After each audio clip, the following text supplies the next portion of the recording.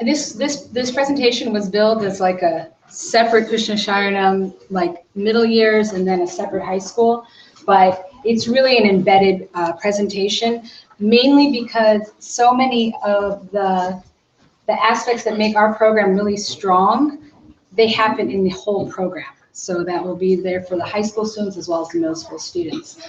And so my name is Jayshree Radhe. If you don't know me already, I've been teaching 16 years. I've been here for this is my second year at Bhaktivedanta Academy. And although my teaching before was in the elementary level, I've worked for many, many years with adolescents, with Kishore Yatra for 7 years, bus tour for, this will be the 20th year of working with high school students. So all of this has been sort of a preparation for what we've created in Krishna Sharanam. So I thought it was appropriate to start with this picture because it's where it all begins, right? And our name, Krishna Sharanam, is under the shelter of Krishna. And so when we were conceiving this program, that's what we wanted the feeling to be, that the children were sheltered and that they were under Krishna's protection. This is a program called Prezi. So hopefully it'll all work how it's supposed to, using technology.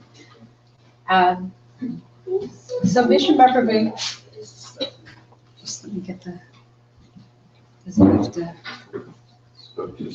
I know. I wonder where the, oh, you know what? I bet it's, no, it's mine. Anyway.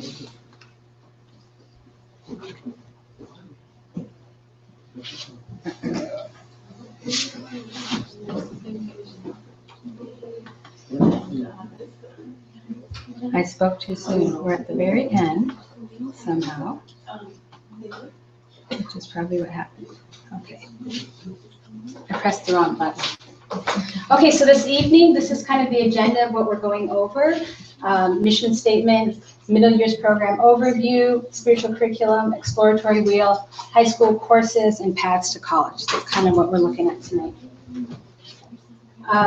As Vishnu Mahaprabhu talked about, Bhaktivedanta Academy is a merge of Montessori and Krishna consciousness. I feel like Krishna Sharanam is an extension of that, the best of both worlds. And our idea was to have a holistic, comprehensive educational program designed to rekindle our loving relationship with Krishna, but having academic vigor, rigor, spiritual foundation, and life skills program. Vishnu Mahaprabhu talked about Bhaktivedanta Academy and what it provides, so I won't read this. But if you're not familiar at all with the IB program, the International Baccalaureate is actually a very old program, and their middle years program is for ages, it's actually 6th grade to 10th grade, but we make use of 7th through 10th grade. And it aims to develop inquiring, knowledgeable, and caring young people who help to create a better and more peaceful world through intercultural understanding and respect. And to this end, IB works with schools, and this is my favorite part of it. It encourages students across the world to become active, compassionate, and lifelong learners who understand that other people, with their differences, can also be right, which is sometimes hard to do and to believe. But it just points to the program in terms of open-mindedness and seeing all the possibilities that are out there in this world. So the fundamentals of our program are the academics. When people ask me, what is IB? Like, just explain it to me. What is it? It's like, this is what I think it is in a nutshell. Basically, it's not a set of textbooks. It's not a prescribed reading series. It's a framework in which there are standards and objectives that you teach the students. It has clear subject guides. It has 8 academic areas. And its focus is on interdisciplinary learning, which just means that you're connecting 2 subjects at the same time. And it's very application-based. It's not just like what you learn, but it's how you learn it, which is just as important. So you actually learn knowledge, you learn skills, and then you learn big concepts all within this global context. So the international component of International Baccalaureate is very important. If you ask the students about when they're doing language and literature, it's like, oh, where in the world does that story come from? And what is that connection to that person? And where is that coming from? And it's all connected in this kind of global understanding. This is the iconic picture for the Middle Years program. And what do you notice is the picture at the center? What are those? Those blue and white things. People, students, they're children. And so the student is at the center of this learning process. And then wrapped in it are these ways that we teach, these global contexts, and how we learn. And then we have action and service, which for us as devotees, action and service is like hand in hand with what we're trying to do in our lives. Wrapped with all of the different subjects that we teach, and with an international mindedness. There is a video that the IB has produced, which I wanted to show you. Well, for the longest time, like International Baccalaureate, especially when we were little, it was just like this big exam that we had to take at the end, you know? And everyone was, yeah, the IB students, and they have so much work and so many things to do. And then basically as we kind of moved up to middle school, we started realizing what it was about. And that, I mean, International Baccalaureate is basically the whole concept of the whole school put together, the whole concept behind it. A very good system of education, a system where everybody's accepted from different cultures. In the middle years program, like, we learn more things and we learn how to be with more people, and yeah, it's a bigger community kind of. For me, I think the biggest benefit is the fact we get to learn such a broad range. I mean, a lot of the schools that I've been in, it's just been so academically focused, whereas here, although it is academically focused, we do get to learn other things and other topics. In the middle years program, they're really big on linking other subjects. So, for example, you'll go in science and then you'll do a big project and, you know, you link it to PE, so you learn about muscles or something like that. And it'll help you see how you can use the subjects in the outside world. And often with subjects like maths, it's quite difficult to relate these to the outside world, and we have to try quite hard. But our teachers kind of help us through that a lot, and there's certain processes we go through that help us link what we're learning in class to the world around us. And that's pretty interesting.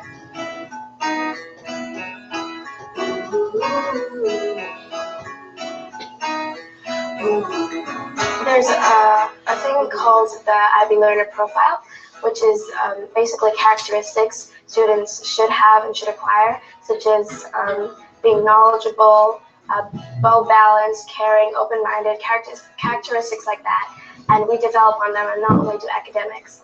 We want citizens in our community, in an increasingly international cosmopolitan community, to be compassionate, to be curious, to be understanding, open-minded, but rigorous and hungry in the pursuit of truth. I think the learner profile really does help students to gain an understanding of what it is to be an international person.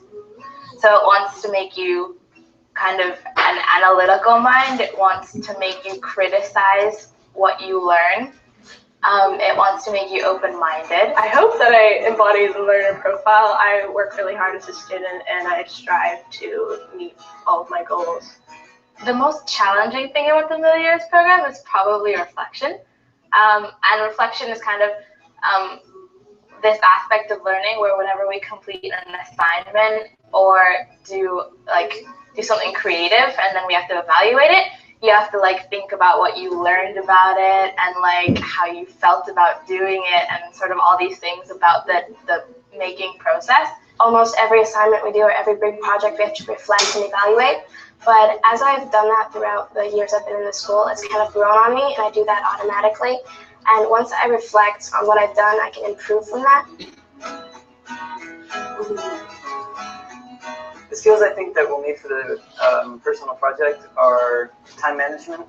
I mean, we do get a lot of time, but there's a lot of work, and you need to kind of really balance things out. I also think you'll need devotion because it's a big part of your grade. It's kind of like the culminating project at the end of 11th grade, at the end of MYP, and it's a project that I think it's supposed to link your personal interests with your work. You'll need open-mindedness, take a lot of aspects of the whole topic, negatives, positives. So I'm actually looking at how how art and social constructs on body image and beauty affect dressmaking. My personal project is a cookbook that is designed for teenagers so that they can make easy, fun recipes by themselves. Before I mentioned I was into photography, and I'm really considering doing that for my personal project.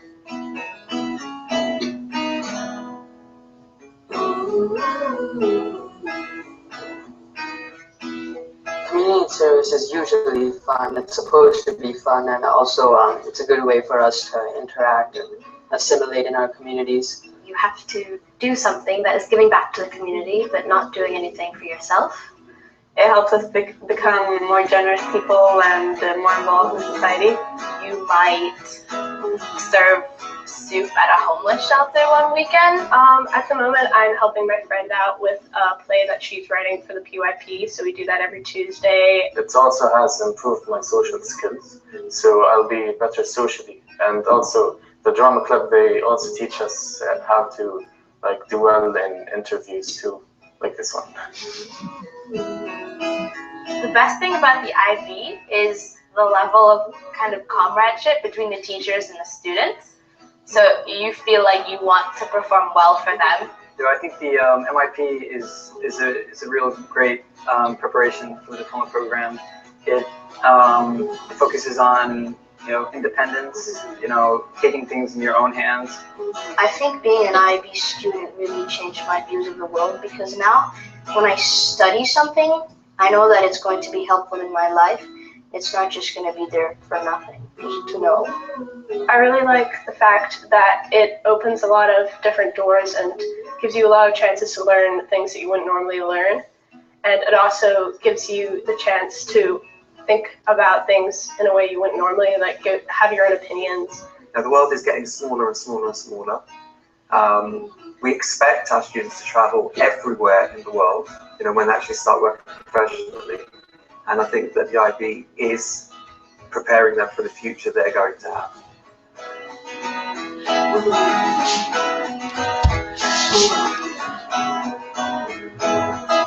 So some of the things they talked about in the video, we're going to highlight slightly. Your eyes might have to adjust. Actually, I liked it better because it was quite a glare, at least from the scene Oh, on yeah? TV. I don't know how it worked that for better? everybody else, but Yeah. Is that better? Okay.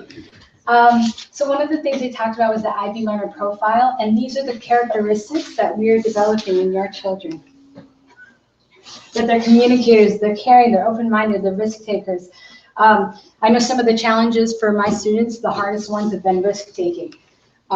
Preparing them to lead at the temple is not a one-day event. It's months and months of building confidence enough to be able to try that experience, and knowing that it might not go perfectly and you could mess up the Prema Dwani prayers, but next time around you try it again. And I think that this profile just exemplifies a lot of the characteristics of what we are trying to imbibe the students with. And there's not one characteristic on there that I think is more important than the other. And I try to cultivate them all. The next part they talked about was approaches to learning. This is a little bit of an embedded concept, and it's basically looking at how we learn. How do I learn best? How do I know I know? How do I communicate my understanding? And how do I make a difference in the world? And this is something that's very unique to our classroom. And I know based on how I used to teach, how just novel it was for me. I used to teach where I stood in front and I taught the lessons, then the kids did the lesson, then I walked around and made sure that they knew it, and then we went on. And it was all governed by me. I decided what was going to happen, when it was going to happen, how long it was going to take, when you worked on it, when you didn't. And the IB program and the middle years program looked at this idea of empowering the student to make decisions and choices about their education. Not like, do I want to learn today or do I not want to learn? That wasn't the choice. But the choice was, okay, we're looking at in individuals and societies, we're looking at falls of civilizations. What civilization am I interested in? Or what modern day issue am I looking at? Some people are looking at the fall of Rome or the fall of Egypt, but someone else is looking at Somalia and what happened in the 90s there. I mean, they're allowed to make choices about their learning and what they want to do. It also, they're allowed to have a lot of time management. I feel like we're preparing them, as Bishop Barber said earlier, for the real world. They get a schedule each week. They get a list of what they're going to be accomplishing for the week. And then they have work times and spaces where they decide where they're going to work on things. For example, some people have, soccer 2 nights a week, so they know that evening homework's not going to be so easy to do. So they're going to plan, so I'm going to really bulk it up on Monday, and their assignments are all due at the end of the week. And so they're starting to learn this management. We all know what that's like. When our deadlines, we look at like, what's the biggest fire that I have to put out, and how am I going to plan so that I can get everything I need to happen, in my job by this time. And these are these life skills that they're really going to need, college and beyond. And they're learning them at such a young age, and they're quite good. And I hear some students like, why don't you look at your schedule and see what you're supposed to be doing right now? Like, those are the kinds of conversations. Like, I'm not sure what to take for homework. They're like, well, didn't you plan like what you're supposed to do? These and they're laughing because they know these conversations actually happen when they're looking at it. Or in information literacy, when they're looking at technology with their iPads, and someone will be like, I don't know how to print with this program, and how do we do this and that? And they're collaborating together. Okay, this is how you do it. And then the next time that student can do it on their own where they couldn't previously. Project planning and carrying out.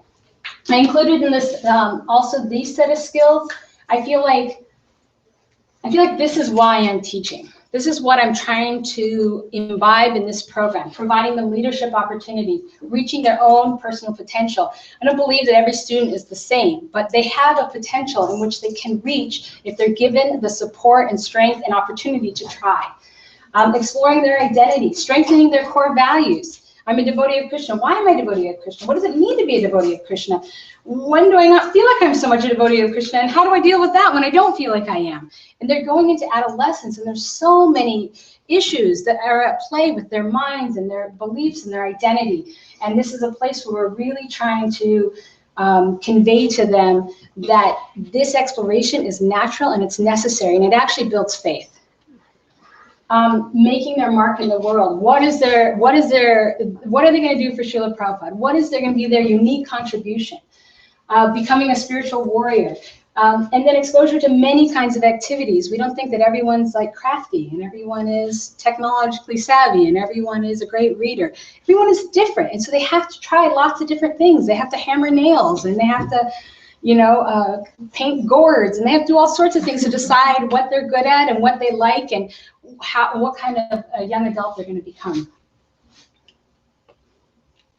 Not now. Okay. So this is the list of the subject areas that we saw before that we teach. The IB requires these 8 subjects. You'll notice a couple of interesting ones is language acquisition. In our school, Sanskrit is our second language, but in the Krishna Sharanam program, they also do Spanish or French, depending on which one they want to take, and they use the Florida Virtual School program to do that. And then design is also known as technology, and design is really, in the video when they were talking about projects, taking them from beginning to end and crafting how that would happen. We see it in things like, right now we're preparing for Gaur Praneem, and there's a lot of projects that have to be completed, and they have to make a plan of how it's going to happen and what supplies they're going to need and what their time frame is for that.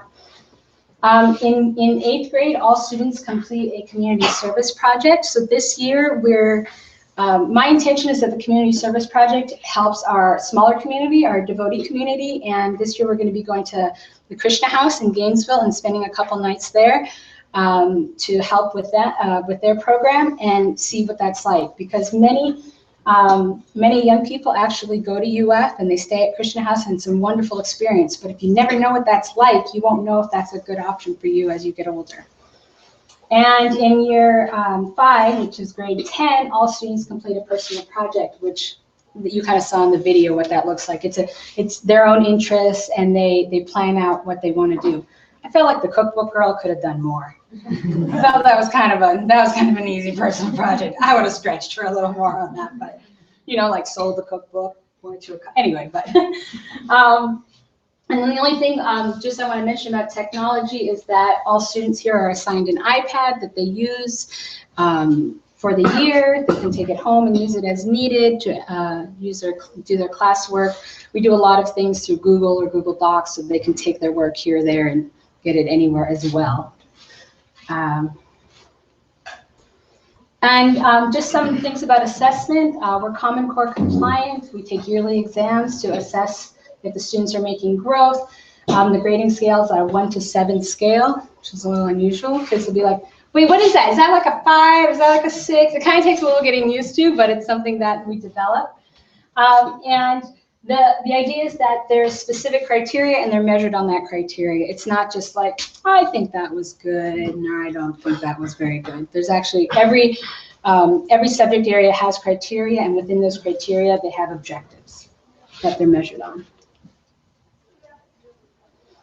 Just a little bit about our spiritual foundation. As I said in the original vision, the idea is to reestablish our joyful, loving relationship with Krishna. One wise friend of mine said that spiritual life should be like a sweet ball. No matter where you eat it, it tastes sweet. And so that's the goal. It doesn't mean it's always easy, but we want to seek the sweetness. Some of the ways that we do this, goodness, Isha, can you do me a really big favor? There's a yellow pad of paper on that table over there that I need. Oh, sorry. At the end of 10th grade, in terms of scriptural study, we're looking to have students sit for the Bhakti Shastri exam.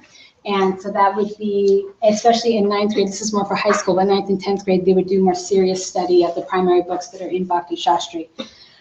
Before that, just a little bit about our spiritual curriculum.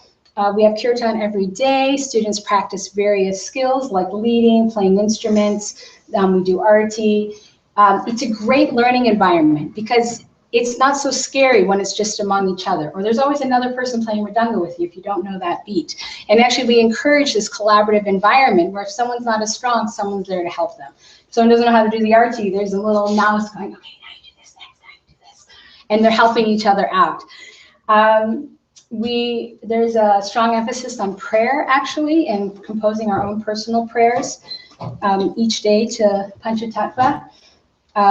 Learning different prayers as well. We dress the deities each week, so we learn the different mantras for waking the deities and putting the deities to sleep, the same prayers that they would use on the altar, so it's a nice preparation for their devotional lives. Festival planning, like I mentioned about Gaur Praneem, is a big part of our classroom. Mantra recitation within Sanskrit, learning instruments, learning beats, learning bhajans within music class. Temple presentations that culminate in musical experiences, like my class performed Ohe Vaishnava Thakur just a little while ago, and just recently Nadia Godrume for Learning Chinada's Appearance Day. And then they give Bhagavad Gita class. So every Friday, one of our students gives class, and that's to help prepare them for their life to come and to practice even public speaking and preparing something that has evidence and you have support and stories.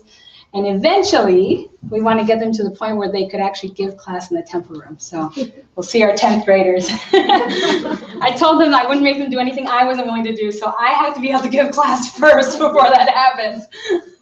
So we'll see about that. Another program which we haven't used as much this year, but we did last year, is the Money Mandalas. It's a scriptural index. It's an index of our scriptures, and it's a way to concisely understand like the Bhagavad Gita and different themes that come throughout by color coding and things like that. And then there's just a lot of project-based learning with practical application of spiritual life. Some of the most meaningful things that happen in spiritual life, I'm sure you can attest to, are not in the midst of sometimes a spiritual activity. It's a life lesson that happens that you have a spiritual perspective on. And so many of those instances are happening in our classroom all the time. And then just a little bit about Exploratory Wheel. It's a life skills education program. So these are some of the areas we look at. These are our devotional arts. They love the cooking. Sports Wheel.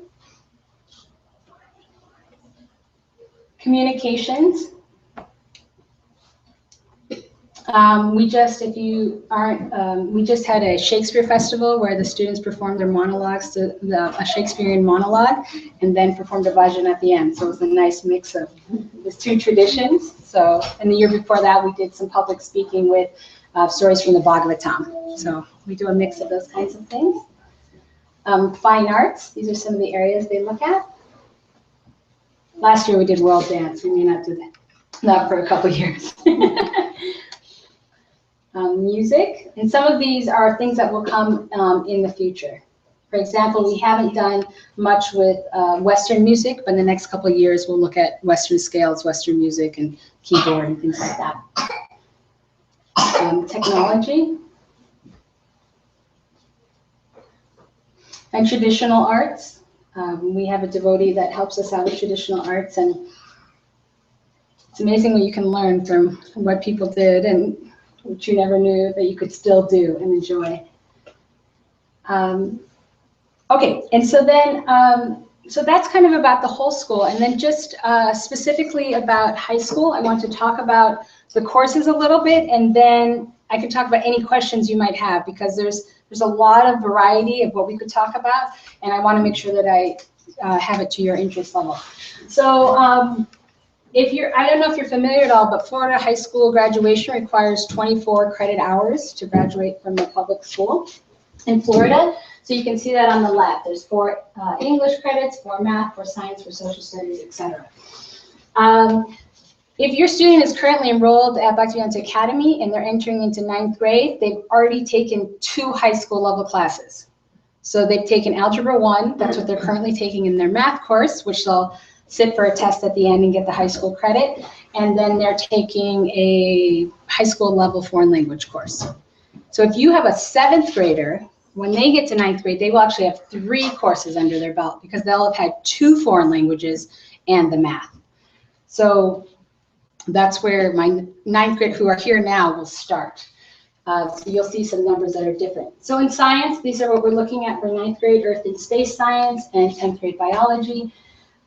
Social studies, we're looking at world history and U.S. history. Fine arts, PE. I don't know how U.S. history got here again. I'm so sorry. And then they're required to have, they actually are not required to have foreign language at all, but if you want to go to college, it's recommended that you have 2 credits of a foreign language. My students will have many credits of foreign language by the time they're done. So we're looking at Spanish 1 and Spanish 2 if you're just starting in 9th grade, or if you're starting, if you've already taken Spanish 1, for example, you could take Spanish 2 and Spanish 3. And then they'll also have fine art. They'll have fine arts and PE every year that they're here. So they'll have another credit beyond what they need. And I was just telling some of my students today that if you come to Krishna Sharanam all the way through 10th grade, in the end, you'll have 16 of your 24 credits finished. So that in 11th and 12th grade, you only need 8 courses, 8 classes, 8 credits left. So it's, and then if you begin in the 9th grade, there's a few less because of the math and foreign language, so you'd have 10 remaining. So it's a very academically strong program. The state of Florida recognizes any private schools transcripts as valid courses. The only thing that would happen is if they enter into a high school class that they didn't feel that they were prepared for some reason, they would ask them to sit for an exam. But most of these classes, they'll sit for the end of course exams with the state of Florida anyway. So they'll already have that as well. In terms of the way that the classroom, because some students were wondering, and parents, like, are we getting another building? Are we splitting the class? Like, how's that going to work for next year? We're looking at doing 1 more year of a combined class. So we'll have 7th through 9th grade in one classroom, this classroom. And then the following year, we'll split fully into a 7th and 8th grade and a 9th and 10th.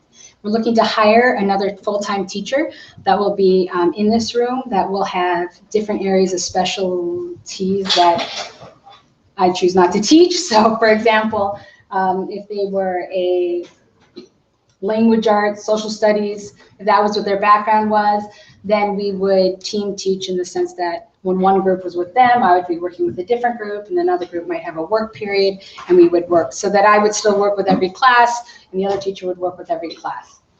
So I'm not going anywhere. My students were like, how's that going to work? Where are you going? So I'm still going to be here. But as we expand, we have more courses that we have to offer. So that's what that would look like. And then depending on enrollment, we'll be looking again at expansion for that following year. Our classroom will hold 24 students. We only have 11 this year, so we'll see what our expansion, but the year before we had 6, so I feel like we're growing exponentially. And the best is yet to come. In terms of what Bishop Barker was talking about earlier about paths to college, he talked about the Santa Fe College Dual Enrollment Program. Is everyone familiar with that program? Yes, no? Yeah. They're enrolled in a high school. So they would need to enroll like at Santa Fe. They take a series of tests and they get placed into college and high school courses depending on how they do on the test. They could be in all college courses or they could be in a mixture of classes, and all of their classes would be taken at the college. Also, once you enter 9th grade, you are able to do any sports or any activities that happen at your local school. So if you're concerned at all that you wouldn't be able to play basketball or you wouldn't be able to play soccer or volleyball, you can enroll in those just even if you go to a private school. So yes. Isn't that also true for middle school? It's also true for middle school, from a vein. Yes, for 7th and 8th grade, they also could do that as well. With dual enrollment, in theory, they could go directly from here to Santa Fe College? Yes, that's the idea. The idea, right? But they wouldn't be enrolled here. No, they would be enrolled at Santa Fe High School, but they would take all their classes at Santa Fe College, and they would receive high school and college credit depending on how their placement tests go. Yeah. The other option is Eastside in Gainesville has the IB diploma program. If you want to finish that, that's some of the advantages of the IB diploma program is that you can start to get college credits earlier on. Your daughter did the diploma program, for example. So many people have used both, or they're able to matriculate to any local high school that you think would be good for them. But the idea is it's paths to college. Like, we're trying to prepare kids to be able to go to college and do well in their lives materially and spiritually. But in the end, to me, the most important path is that we return back to Krishna. And so that at the end of the day is where everything resides within. So if you have any questions, I'm more than happy to talk about anything. As a clapper. Or if you have individual questions, I can talk to you personally. Yes, right. So like from here we go to IB. So my question is, like, here we have a lot of spiritual program as well as outside education, but they are only doing the outside education full-fledged. Yeah. And no spiritual. So when our children goes from here to there, is they get any shock or there's any gap, or they are still on the same level? As soon as they go in, they have to, what is the experience? Like, oh, they never heard or they never seen, or so that's my question. How you are preparing, or what level they're in? Well, there's a couple parts to that. One is that I don't think there's any question in anyone's mind that our children are going to experience the material world. It's just a question of when, and how much, and how fast, and how hard, right? It's not that they aren't going to.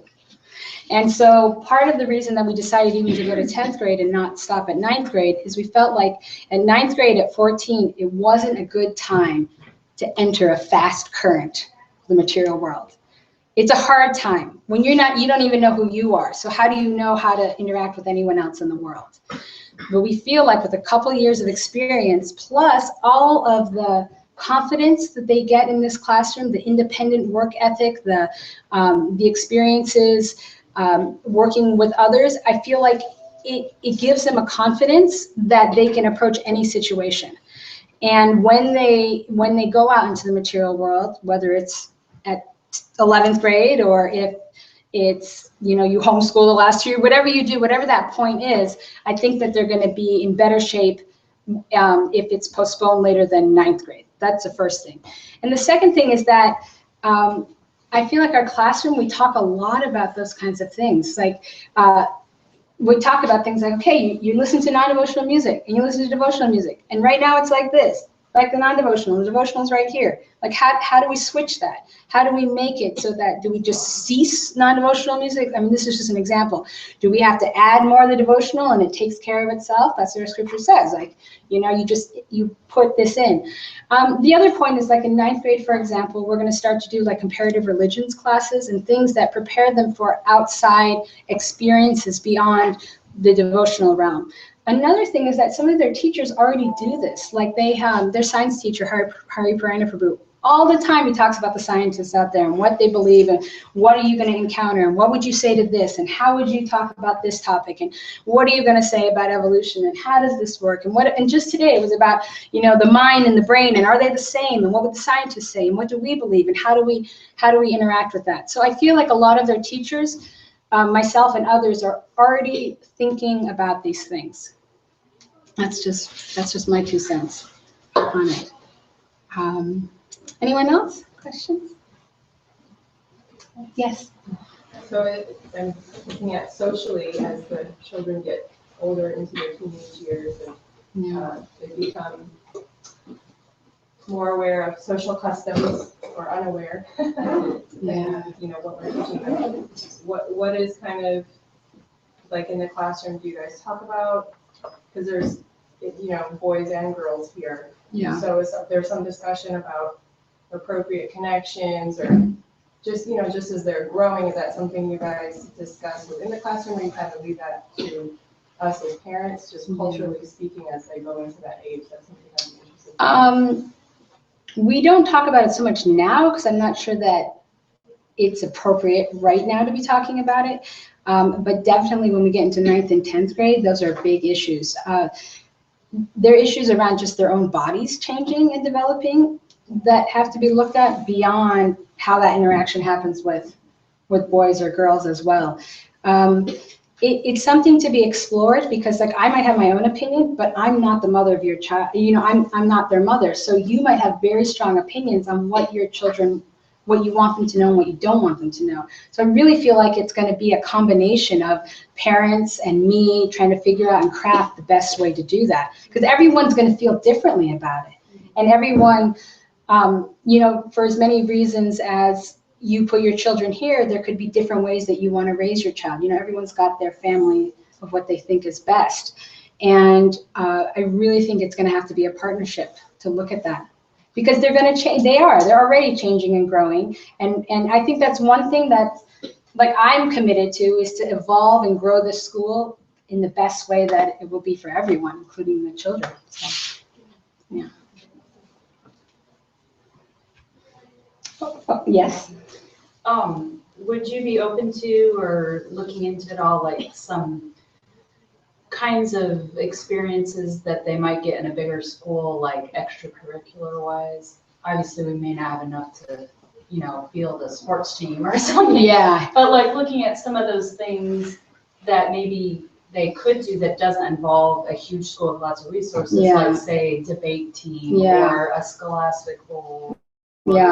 Theater kind of, you know, some of those that actually might be in the scope of something we could do, where they could actually have a team and compete with other schools in the area. And is that something like? I mean, I'm fully open to it. We've talked about scholastic bowls in general as being a great option.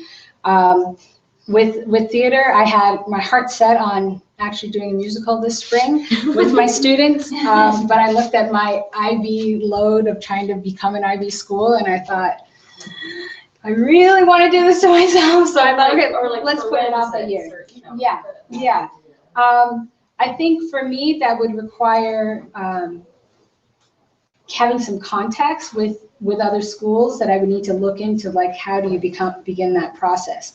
Yeah, there are definitely things that we're more able to do than others. You know, our size limits us in some ways, but not other ways.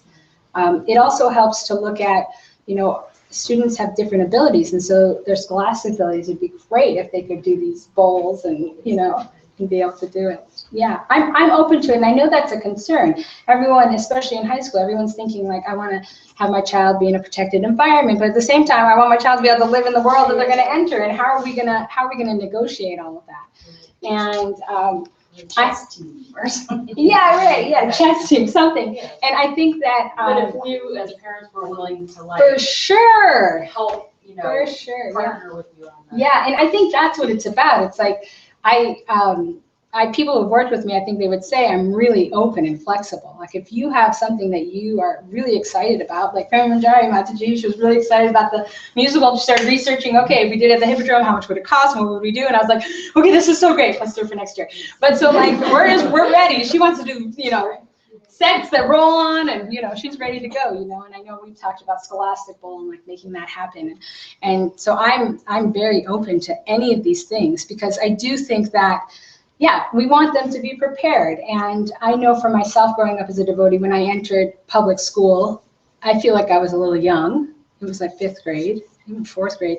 And it was a real shock to my system. I felt like I just developed this whole other identity of, Hare Krishnas, who are those people? And like and it just, for years, I had to try to like fuse that together and have a solid integrated experience. And I want our kids to know who they are, know where they come from, and just be able to completely interact and master this material world, and not feel daunted by it, and not like get swept downstream, but just be able to, you know, be in a boat with their paddle, being able to really navigate it.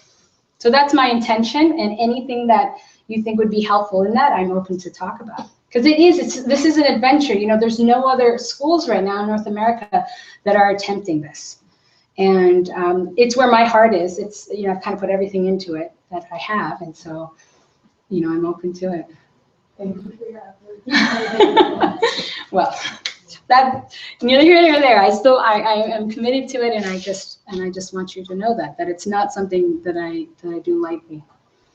So, you want to, yeah, go ahead. Are you also looking, like, I know you're doing the IB grades with the numbers and stuff, but yes, they correlate to grade point averages. Regular Yes, transcripts. exactly. So 9th grade, they'll have both side by side. They'll start to have a GPA as well. And when you get your handbook, like for 9th grade, it'll say what all those are and what they look like. Yeah, because my understanding of the program at Eastside, they actually have letter grades, and then the number is just like for their end of the exam. Yeah, exactly. So, yeah. Okay. So if you are interested in enrollment or getting more information, there are some forms back there. If they're not already enrolled, right? Right, but just the admissions, if there's any interest in admissions. Okay, next year. interest in admissions. Okay. Thank you so much. Sorry.